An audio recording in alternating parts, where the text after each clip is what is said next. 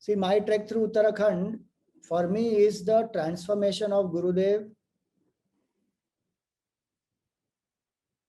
from a seeker to a sannyasi. Formal sannyas he may have taken later on when he returned. But his commitment to walk this path became absolutely clear because of that Chardham Yatra that he took. First point. Second point, it is his first meeting with Swami Tapovan Maharaj. It is not that he met Swami Tapovan Maharaj only when that letter was given to him and when Swami Shivanandaji sent him, to Uttarkashi. No, he met Tapovan Maharaj in his Chardham Yatra. And the best part even in that is Tapovan Maharaj knew about him.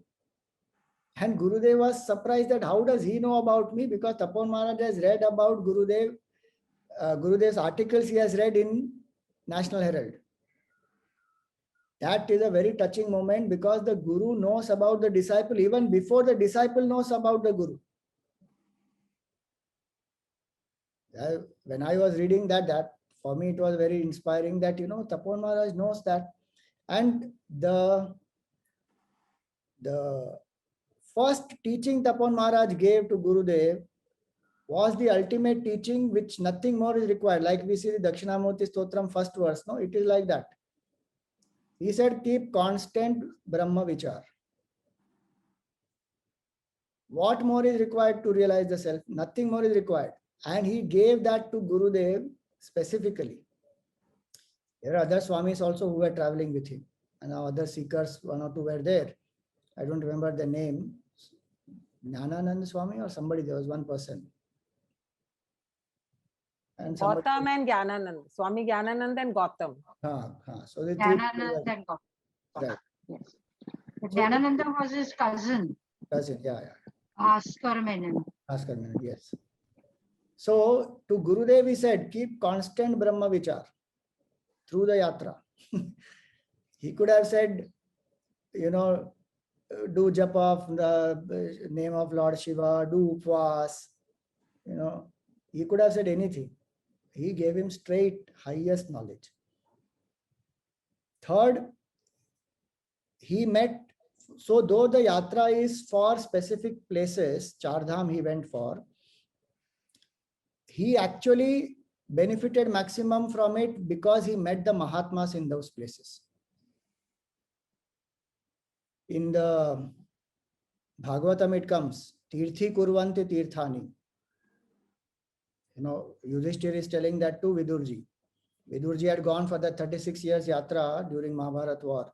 When he returns, that time Vidurji asks him, where all did you go and whom all did you meet? And in that context he says, but actually you are yourself an abode, you are a tirtha, and you are the one who, people like you are the one who sanctify and purify the tirthasthan.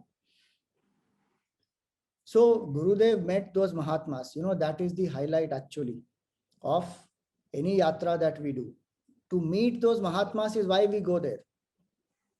Even today when we go, we have to find out where are some of these Mahatmas. Today those Mahatmas have gone much higher up. Earlier they were there up in Gangotri and all these places because not easily accessible. Now many of those Mahatmas have gone much higher up and very deep into the forest because they don't like so many people coming, going, all that.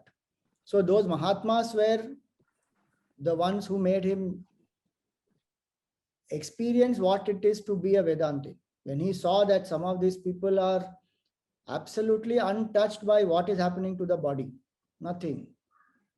Some of them are in absolute silence. They don't speak a word, but he feels so much of connection with such people. Really speaking, that is what Vedant is about. It is not too many words. It is living beyond body consciousness. It is living with the universal, sense of oneness.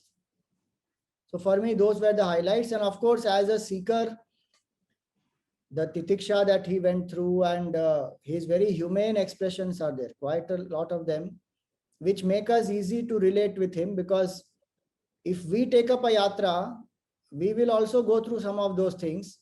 We don't have to feel bad about it. See, I still have body consciousness and this and that.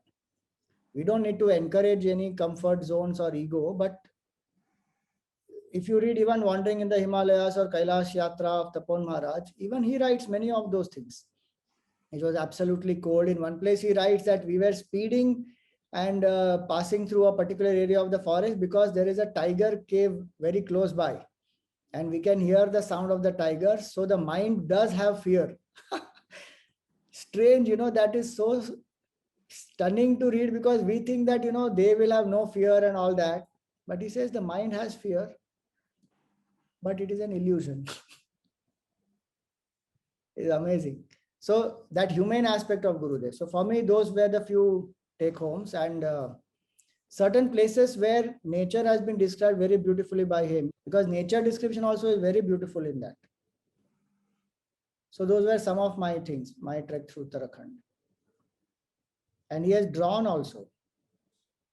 With his own hands, he has drawn so many things, which nowadays we do now in what is that called travelogue or something, that people put some sticky note and they'll take some Google Map ka picture and they stick it or they draw something.